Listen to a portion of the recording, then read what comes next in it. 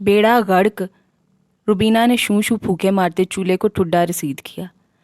अल्लाह इस हुकूमत के गड्ढे में डर डाले जो चूल्हों से गैस भी छीन के अपने खजाने में भर रही है। हुकूमत के गुर्दे में दर्द हुआ भाभी तो वो सरकारी खर्चे पे बैरून मुल्क इलाज के लिए चली जाएगी और ये खर्चा भी हमारे बिलों में इजाफा करके निकाला जाएगा। फरीहा जो कॉलेज जाने के लिए तैयार थी और अब नाश्ते की तलाश में आई थी, फ़ौरन काबिलियत झाड़ने लगी। एक तो मेरी बारी सारों से आखिर में आती है, ऊपर से गैस भी दफ़ा हो जाती है।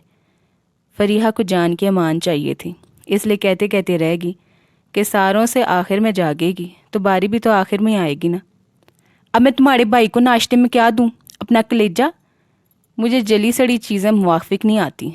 किचन के बाहर सिंक पे मुंह पे छुपा के मार मार के लाल साबुन की झाग चढ़ाते अकमल ने लुकमा दिया। एक बस उसकी हिम्मत थी जो मर्द मुजाहिद बन के भेड़ों के चित्ते में हाथ डाल लिया करता था। घर से नहीं साड़ के लाई थी कलेजा, तुम्हारी इस हवेली में आके सवा हुआ है। तुम्हारे अगले पिछले मिल के भूनते रहे हैं मुझे। रुबीना आस्तीना चढ़ा के अपने मजाजी खुदा के मिजाज ठिकाने लगाने लगी और फरीहा ने दूध सोडे का गिलास ही नाश्ते के नाम पर पीने का इरादा बांधा। क्या हाल है दादी? फरीहा की शामत आई थी जो मन की मौज में आके दादी को सलाम करने आ गई।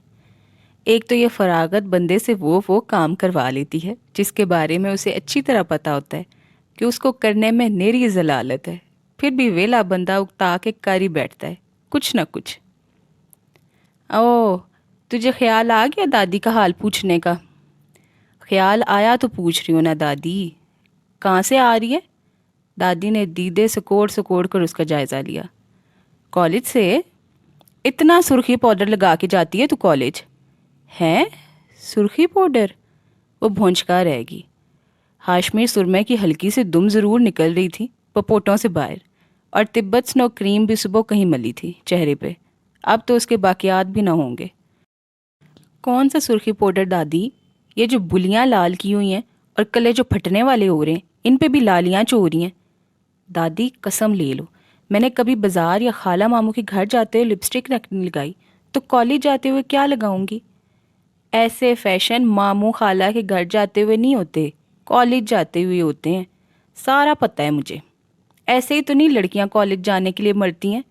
बुला अपनी माँ को ज़रा, उसे कहती हूँ मेरे जीते जी ये बेहयाई नहीं चलेगी। कॉलेज जाना है तो बुरके ले। बुरका? क्या हो गया दादी? मैंने कोई मेकअप वेकअप नहीं किया है, आपकी नज़र कमज़ोर हो गई है। चलाकू मासिए, नज़र ख़राब हो तो नज़र नहीं आता, मुझे साफ नज़र आ रहा है। कसम ले लो दादी। वो रोहानसी हो गई। बेशक अपने दुपट्टे से रगड़ के देख लें, अगर ज़रा सा भी मेकअप हुआ तो आपके दुपट्टे पे लग जाएगा। मैं क्यों अपना नमाज वाला दुपट्टा चिट्टा दूध दुपट्टा प्लीद करूं? मेकअप से दुपट्टे प्लीद नहीं होते दादी। देखा देखा, कर रही है ना तुम मेकअप की हमायत। हमायत की है सिर्फ, मेकअप नहीं किया। जाके किसी मर्जी से भी पूछ लो, मेरे गालों और होंठों का असल रंग यही है दादी।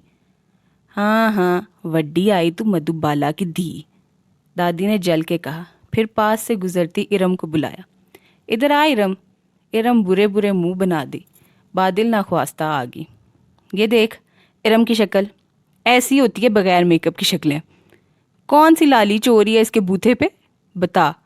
आई मुझे चक्कर देने वाली, मेरे गालों और होठों का असल रंग यही है। दादी ने फरीहा की नकल उतारी।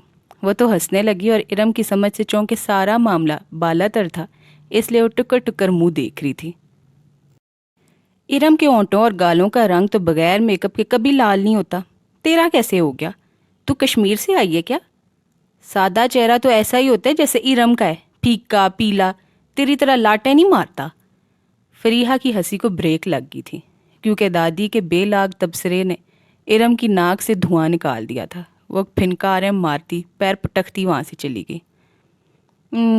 लगता है इरम हांडी चढ़ा के आई थी, शायद लग गई है तभी नासें चढ़ाते गई है।